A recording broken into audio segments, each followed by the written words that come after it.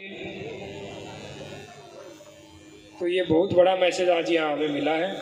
बाकी मैं पूरी टीम को बधाई देता हूँ, खासतौर पे रोय साहब जिनकी लीडरशिप में आज ये मॉक ड्रिल की गई। तो बहुत बहुत बधाइयाँ, बहुत बहुत धन्यवाद। Thank you.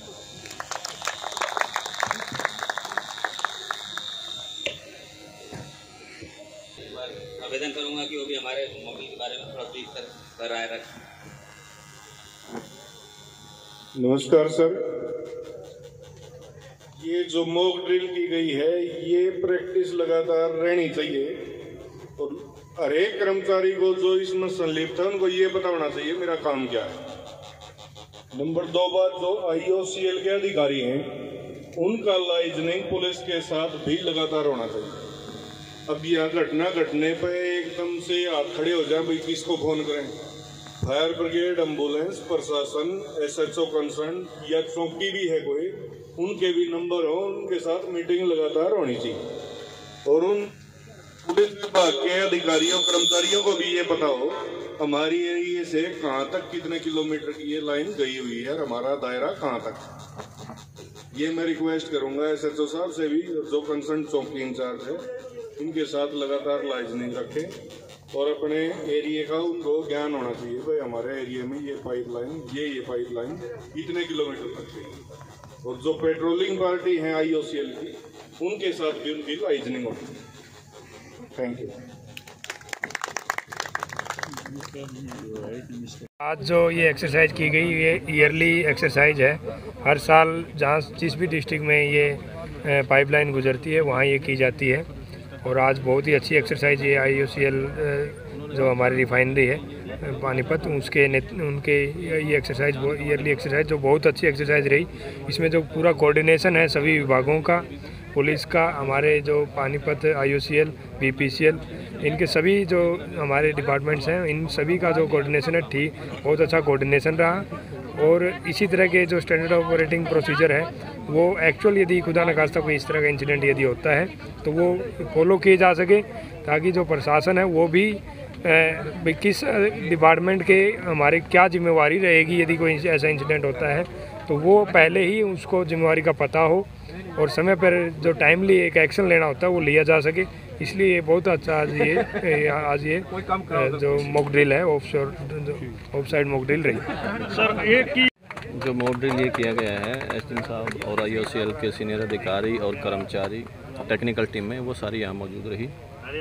जो एक्सरसाइज ये की गई है इससे काफ़ी कुछ सीखने को मिला है कि इन केस अगर ऐसी इमरजेंसी आ जाती है, कोई ऐसा इंसिडेंट हो जाता है तो किस तरह से टीमें रिस्पॉन्ड करती हैं, क्या प्राथमिकता रहनी चाहिए, किस चीज़ का बचाव करना ज़रूरी है, डैमेज को किस तरह से कंट्रोल करना है।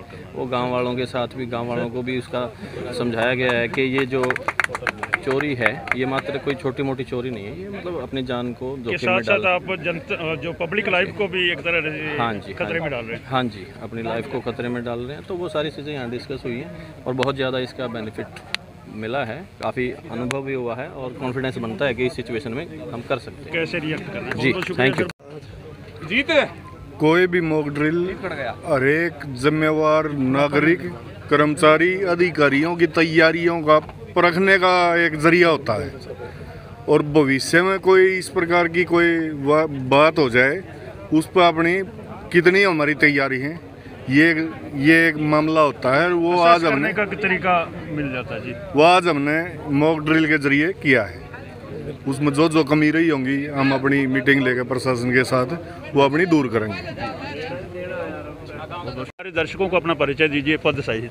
जी, मेरा नाम आलोक राय है, मैं महाप्रबंधक हूँ नॉर्दर्न रीजन पाइपलाइन में। सर एक स्टैंडर्ड ऑपरेटिंग प्रोसीजर यहाँ देखा गया, बाद में आपने समीक्षा भी की होगी, तो कहीं किस तरह की चूक सामने आई हो, क्या लगता है? नहीं, चूक तो अभी तो हम लोगों को अभी सारे सीक्वेंस जो जिस इवेंट में कोऑर्डिनेशन हुआ, जहाँ से क्या रिस्पांस मिला, उसको हम टाइम के हिसाब से एनालाइज करेंगे।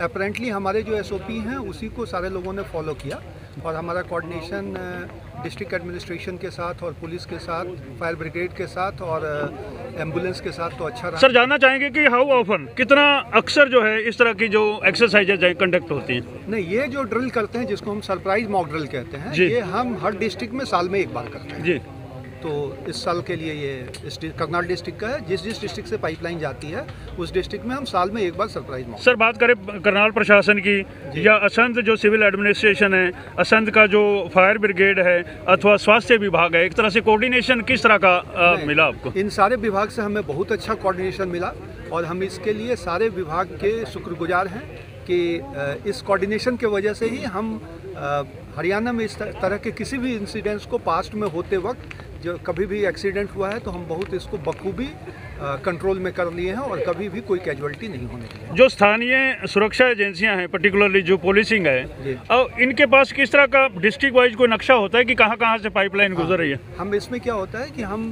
पूरे स्टेट में जो पाइपलाइन के रूट हैं, इस रूट को हम हमारा साल में एक बार कोऑर्डिनेशन मीटिंग होती है टॉप लेवल ऑफ पुलिस से डीजीपी के साथ जी, जिसमें सारे पुलिस प्रशासन के लोग मौजूद रहते हैं, जिसमें हम पूरे पाइपलाइन के डिटेल को एक्सप्लेन करते हैं और हर डिस्ट्रिक्ट में एसपी को हम ये प्रोवाइड करते हैं रूट मैप के साथ कि उस कहाँ से पाइपलाइन जा रही है, किस डिस्ट्रिक्ट, उस डिस्ट्रिक्ट के अंदर कौन कौन से तहसील से कौन से गांव से कितने किलोमीटर जा रही है। और इसी तरह हमारे कर्मचारी जा कर के वहाँ हर गांव के जो पुलिस प्रभारी होते हैं उनको भी ये डिटेल प्रोवाइड करते हैं। सर, सामान्य नागरिक के लिए फिलहाल सुरक्षा को लेकर इतने जागरूकता नहीं होती। एक तरह से आपके माध्यम से जो तमाम दर्शक देख पा रहे हैं, हम चाहेंगे कि वो जाने की कितना दुस्साहस है इस पिलफरेज का, वो कितना महंगा पड़ सकता है। जी, मैं आपको दो चीज़ बताता हूँ। ये आपका ये प्रयास सराहनीय है। हम वैसे भी हर गांव में जहाँ से पाइपलाइन जाती है वहाँ साल में एक बार एक विलेज अवेयरनेस प्रोग्राम करते हैं। तो हमारा ये कोशिश रहता है कि गांव के सारे लोगों को ये एक्सप्लेन किया जाए। एक्चुअली ये पाइपलाइन ज़मीन से 1 से 1.25 मीटर के करीब नीचे जाती है और जो पाइपलाइन के जो थेफ्ट के जो एफर्ट होते हैं, ये कोशिश करते वक्त क्या होता है कि चूँकि इसमें बहुत हाई प्रेशर पे पेट्रोल या डीजल जाती है और उस समय जब इसको पंक्चर करने की कोशिश करते हैं तो उसमें स्पार्क होता है और उस पास पर आग लगती है, जहाँ की हाई प्रेशर लाइन होने के चलते ब्लास्ट भी हो सकता है। और अफ्रीका में ऐसे काफ़ी सारे इंसिडेंसेस हुए हैं जो मैं शेयर कर रहा था, जिसमें एक इंसिडेंस में 200 से 250 लोगों की डेथ हुई है ऑन स्पॉट। तो इसलिए तो बड़े हाई स्केल पे जो विस्फोट होता है। जी।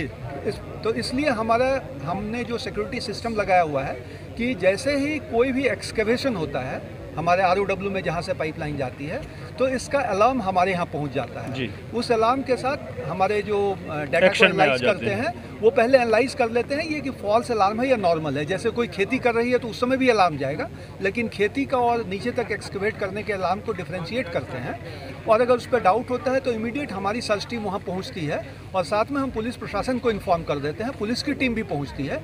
और अभी तक ऐसा देखा गया है कि जब भी ऐसे चोरी के केसेस होते हैं तो पुलिस के पहुंचने तक भले ही जो चोरी करने के अटेम्प्ट करते हैं वो वहाँ से भाग जाते हैं, लेकिन हरियाणा पुलिस का एक्सपीरियंस हमारा इतना अच्छा रहा है कि 1-2 महीने के अंदर वो जितने लोग इसमें इन्वॉल्व होते हैं साइड पे या पीछे से, उन सबको पुलिस अरेस्ट कर लेती है। और जो SHO साहब ने बताया, SDM साहब बता रहे थे, एक PMP एक्ट है, petroleum and mineral pipeline act, जो इन्होंने बताया कि ऐसा नहीं है कि इसमें चोरी की धारा लगती है। इसमें जो PMP एक्ट के तरह अगर आप इसके साथ कोई भी पिलफरेज करने का एफर्ट करते हैं तो इसमें जो पनिशमेंट है दिस इज लाइफ इम्प्रिजनमेंट, तो मतलब आजीवन कारावास की सजा है इसमें। और जनरली ऐसा देखा गया है कि इस केसेस में जो भी कल्पिट होते हैं उनको कभी बेल नहीं मिलती। जी, बहुत बहुत शुक्रिया। सीधा व लाइव तरफ जी धारा को हरा भरा रखने के लिए यहाँ पर